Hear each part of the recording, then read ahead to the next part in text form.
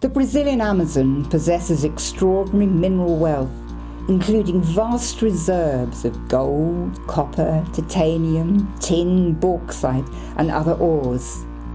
But environmentalists question whether this great wealth has brought more problems than benefits.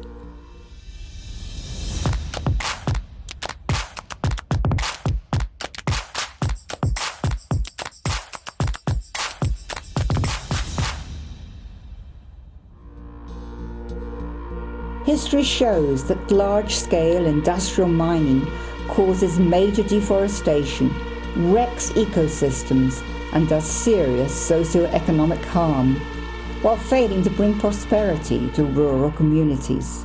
The Brazilian Amazon's first big mine opened in the 1950s in Amapá state.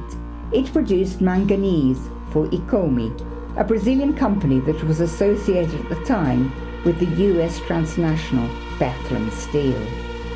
When the mine closed in 1997, after the top quality ore had been exhausted, the company left behind a pile of toxic tailings and did little to restore the devastated area. Locals who had gained little from the mine were left with polluted groundwater and contaminated air.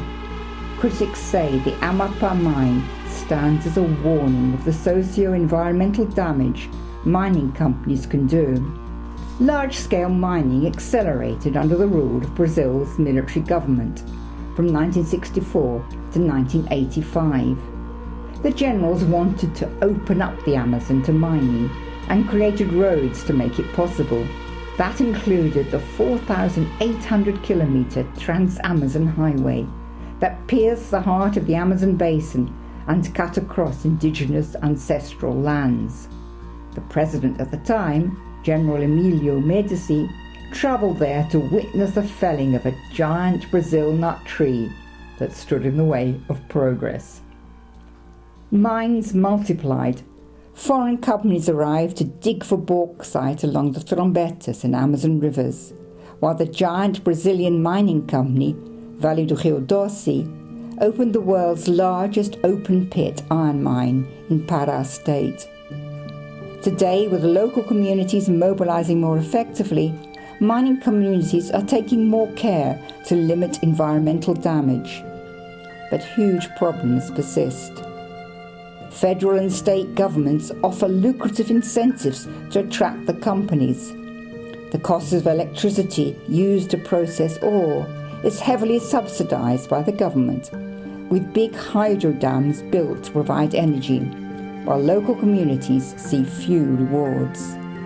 Meanwhile, the companies still discharge contaminants into waterways, creating health problems and killing fish. And there is the constant fear of tailings dams bursting. In 2009, a Hydro Alunorte dam, holding back bauxite tailings, overflowed into Barcarena in Pará state. Thousands of families were left with contaminated water and a polluted fishery. Then came the Fundão tailings dam failure in 2015 and the collapse of the Brumadinho Dam in 2019. While both occurred outside the Amazon, the accidents killed hundreds and polluted many kilometres of water. Amazon families watch these disasters on TV. They have been left worried about the tailings dams looming above their own communities, even though the mining companies have repeatedly told them they are perfectly safe. Their unease is heightened by a sense of disempowerment. Many Amazon people won land rights with the 1988 Constitution, but the state has been extremely slow in translating these rights into land deeds. Without legal deeds, these communities have no say over their future. Peasant families, fisher folk, Brazil nut collectors, and quilombolas, descendants of runaway slaves, have a profound knowledge of Amazon ecosystems and are the most effective forest guardians. But often new mines force rural people off their lands, leaving them helpless to prevent pollution of fishing and hunting grounds. Now, experts agree, things are deteriorating rapidly under President Jair Bolsonaro. He is openly hostile to traditional communities and indigenous peoples and is encouraging land grabbing.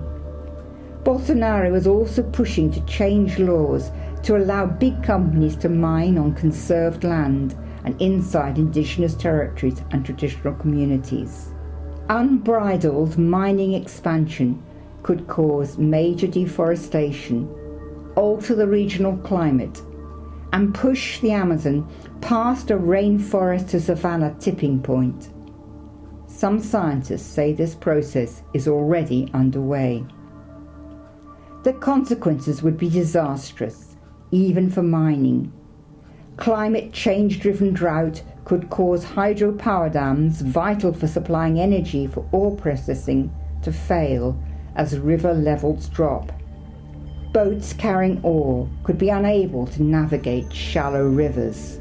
If large-scale mining is to be pursued, companies and governments must adopt responsible operating practices, or the life-giving Amazon could die, taking the mining industry with it.